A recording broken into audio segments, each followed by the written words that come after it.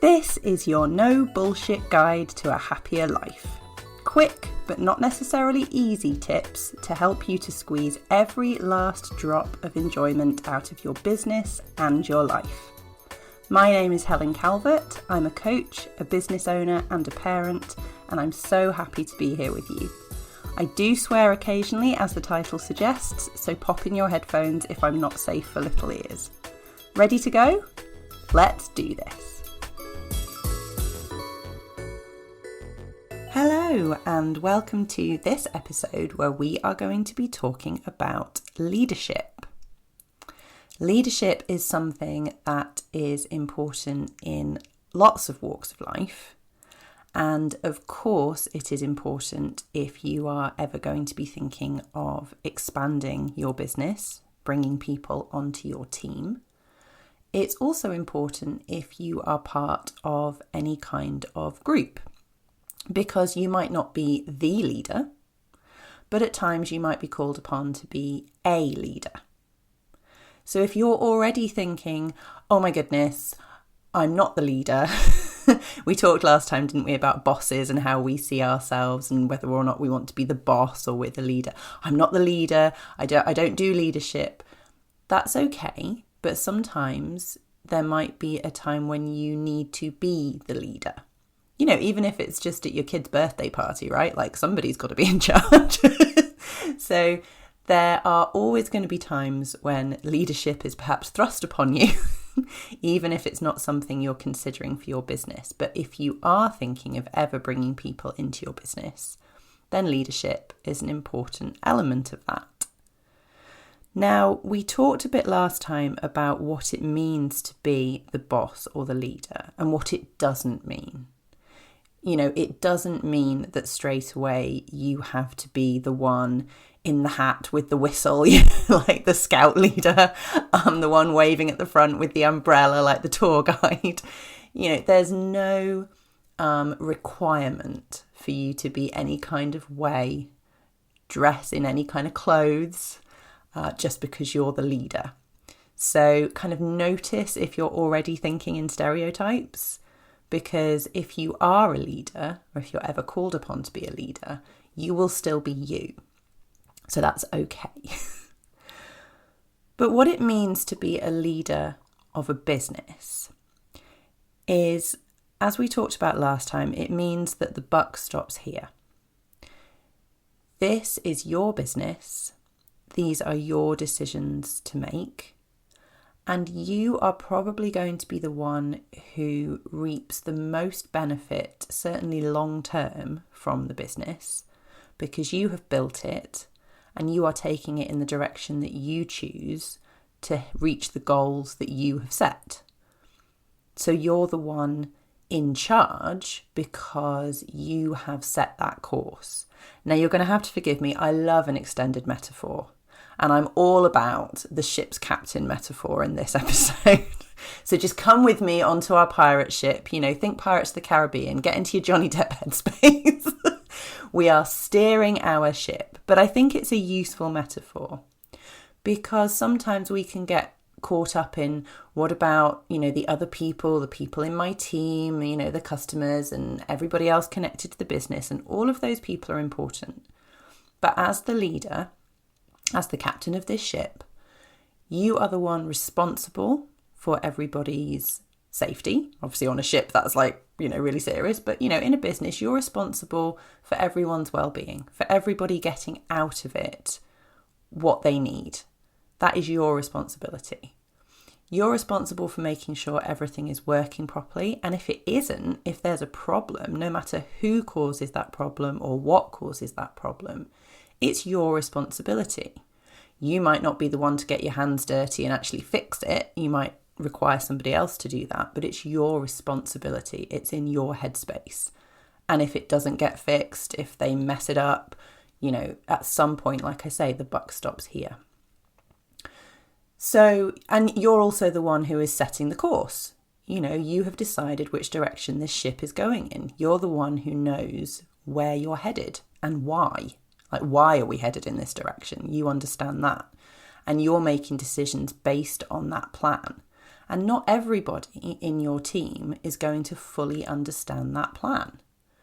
So even if they might be a whiz at their area of the business and they're saying to you, oh my goodness, you need to do X, we need to do this.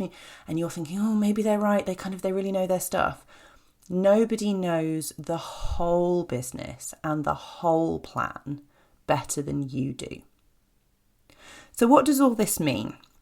Well, all of this means that there are certain things that you deserve because of the responsibilities you're taking on.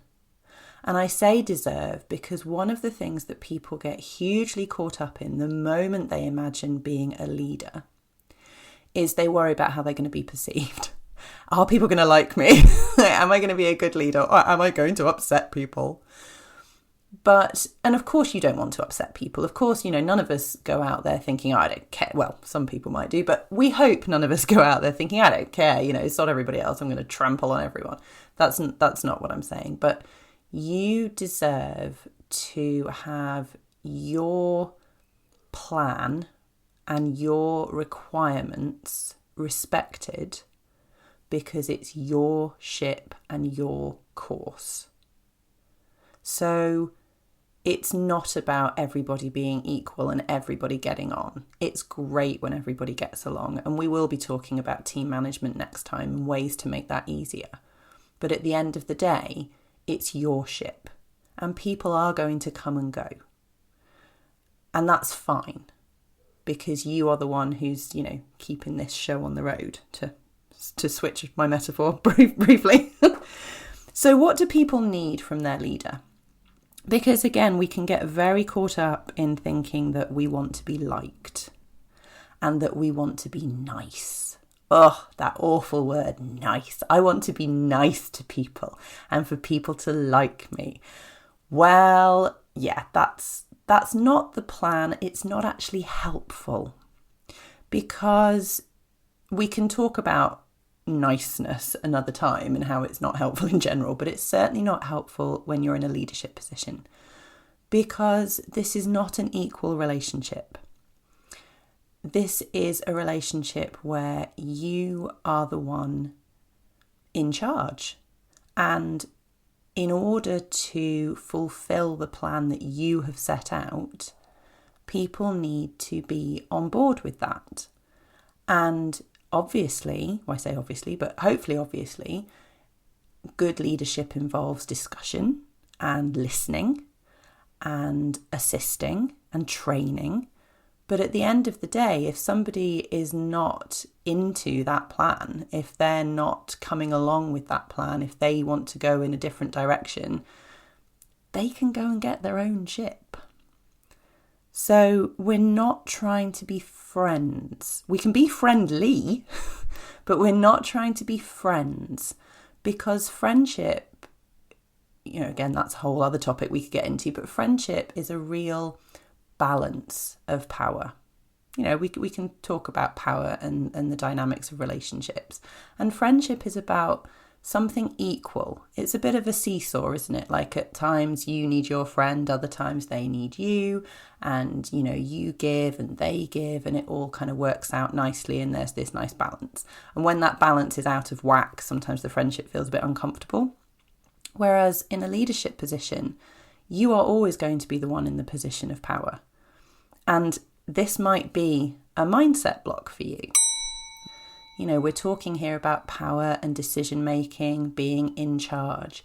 Again, this might make you feel like somehow that means you're unpleasant.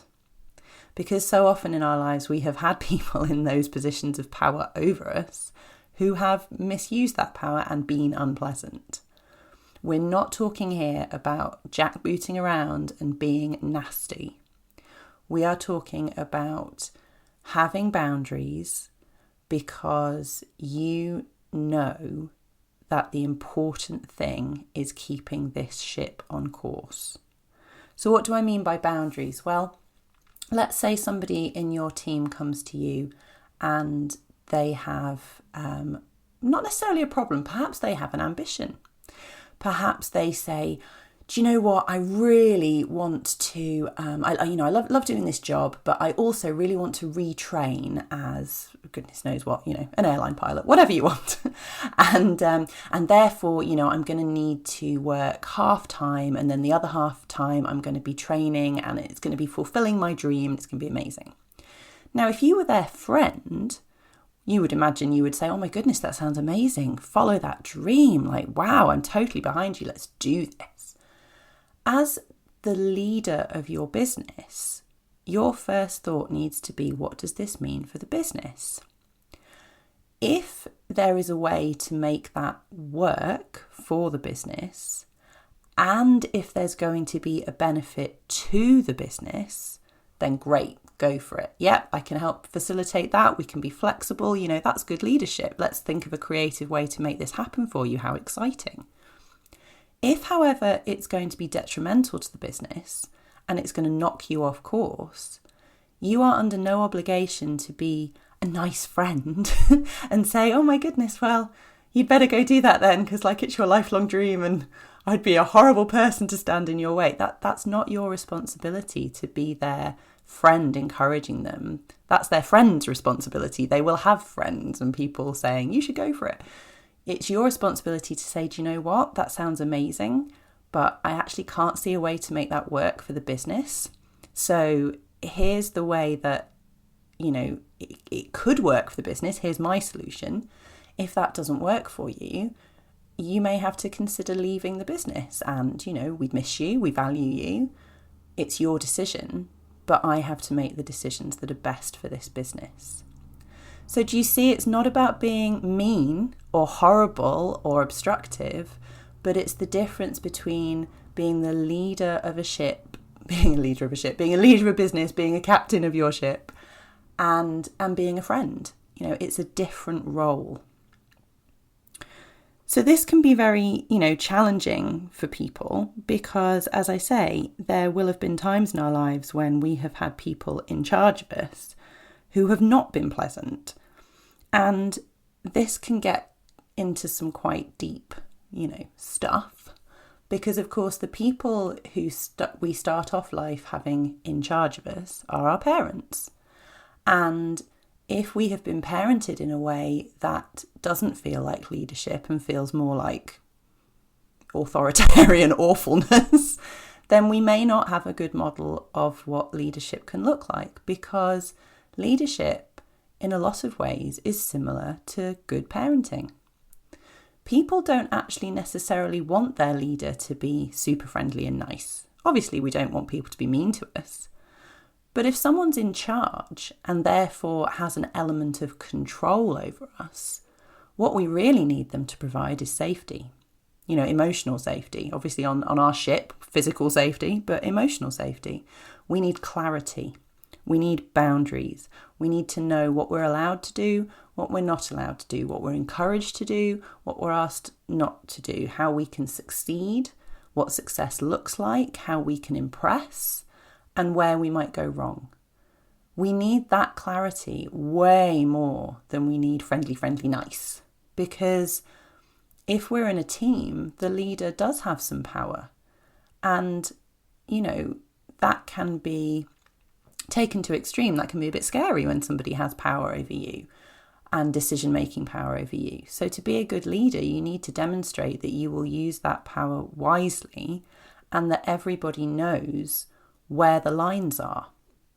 So it's far more important to be clear about your expectations, and we're going to dig into that a little bit next episode. And then we get asked, what if it goes wrong? That's something I get asked when talking about leadership. But what if it goes wrong? And I think we need to think about what that actually looks like. Because if you're being clear and you've got your boundaries and you're being kind and you're listening, if you're doing all of these things and somebody suddenly, in our worst nightmares, flies off the handle and says, you're a horrible person, I hate working here, I hate you. That's not a rational response. So if that does happen, that's kind of more about that person and not a sudden signal that you've been a terrible leader. In reality, what will happen is sometimes people will come to you with problems. I don't really enjoy this part of the job. Well, that's not it all going horribly wrong. That's not a catastrophe. That's an opportunity to have a conversation and to find out how you can help them. And again, whether you can help them in a way that works for the business or whether they need to help themselves in a way outside the business. But it going horribly wrong, it's very rare in a well-led organisation or group or anything for it suddenly to escalate to some screaming match of awfulness. It's far more likely that you're just going to have conversations, which we're all, perfectly capable of having. So your measure of success as a leader is not whether everybody likes you. Your measure of success is, are you keeping people who benefit your business? Are they staying with you? If the people who benefit your business leave, so not the people who you're like, okay, I'm actually not that sad to see you go, but if the people who benefit your business are leaving, is that because of something you did not provide? Or, if it's because they've suddenly had an opportunity to go and work on a cruise ship in the Caribbean and that's their dream, well, that's not your fault. But are those people that you value, are they leaving because of something you did not provide? If that's the case, are you happy with that decision? Did they want a pay rise you just couldn't facilitate? So your measure of success is, are you keeping the people you want to keep? And if they're leaving, are you content with the reasons that they left? And if you're keeping the people you want to keep, it doesn't matter whether you're nice or kind or lovely or friendly or everybody likes you, because clearly you are a good leader because they're staying. So we will talk about team management a little bit more next time, but our time is up for today. So until next time, be excessively kind to yourself and remember to squeeze every last drop of enjoyment out of life. Speak to you soon. Thank you so much for listening. It's great to have you along for the ride. If you enjoyed the episode, I'd be so grateful if you could leave me a review. And don't forget to subscribe so you know when new episodes are up. If you identified a mindset block during the episode and would like to work with me one-to-one, you can find out how in the show notes. See you next time.